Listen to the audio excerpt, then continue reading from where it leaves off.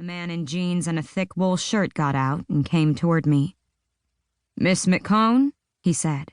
"I'm Zach Kaplan." Kaplan had a narrow, bearded face and friendly brown eyes.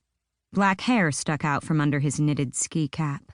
He wasn't tall, only a couple of inches over my own 5'6", but I sensed a strength in his wiry body. We shook hands. "I see you found the building all right," he said. "Pretty grim, huh? But when I moved in, it was all I could afford. Now I'm in the grips of lethargy." That building would make me lethargic, too. I asked, "Still no word from Chelle?" "No, nothing. I'm starting to get alarmed." "Me too. I understand Chelle is both rehabbing and living here." "Yeah. Personally, I think she's nuts." In a way, I did, too. But Chelle really got into her work and described living in a derelict building as a way of getting at its soul. She have anybody there with her? Chelle sometimes asked her current boyfriend to stay with her and pitch in. "A guy named Damon for a week or so, but he's split." "Are you and she—" "No, we're just friends. My life's complicated enough without romance entering the picture." "So you've known her how long?" "Just since she moved in May." "Has she made much progress on the rehab?" Zach looked troubled. "Not much. First, there was Damon, who broke more stuff than he fixed. Next, Al Majewski and Ollie Morse. They're good workers, had been on the crew of one of her other jobs in the past. But if she doesn't show up and give them their back pay, they'll have to look for other employment." "Stop a minute. Who's Damon?" "I never did get his last name. He and Chelle had a thing going, but not for very long. Damon started telling her lies about Al and Ollie stealing from her. But she found out otherwise and gave him the axe." "Do you know where I can find him?" "No idea." Zach sighed. "I don't know what's going to happen to the place. The owner gave Chelle a long escrow until she could get her final payment from her last rehab job. But it's due to close next Friday. The electric and water bills are overdue. I paid some of them. After all, I'm the only one using the utilities, but I'm a student at SF State, and I can't keep it up indefinitely."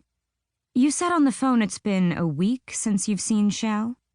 "A week ago tomorrow. Last Sunday." "She gave you no indication that she was planning on taking a trip?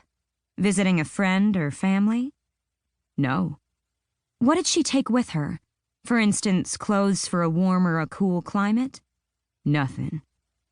This was bad. Chelle loved clothes, and her wardrobe, while sometimes eccentric, was stunning. Zach added, "Her laptop and cell are gone. Her backpack, money, and ID, too." "Well," I said, more heartily than I felt, "let's see what we can find out." As we walked over to the building, Zach asked, "You're a licensed PI, right?" "Yes." I handed him one of my cards. "That kind of exciting work fascinates me." "It's not as exciting as books and film make it seem." "But still, unraveling the circumstances of crimes, getting at the truth, seeing that the bad guys get theirs." "Sitting on your butt during long stakeouts, dealing with difficult clients and writing reports, too." "Every job's got its drawbacks." "Let's go inside and check Chelle's apartment." It's not really an apartment."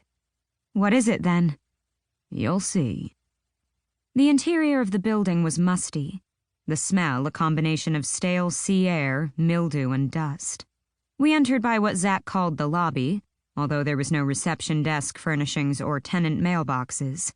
The walls were faded beige, and the worn carpeting had once been vivid, with the bright pink, red, and yellow of overblown daisies. The flowers were faded now, their petals begrimed. Zach whispered, "Like I said, pretty grim." "Why are you whispering?" He shrugged. "When I come in by this part of the building, it has that effect on me. Like I don't want to wake anybody, or anything, up." A stairway, partially collapsed, rose to the second floor. A long first-floor hall.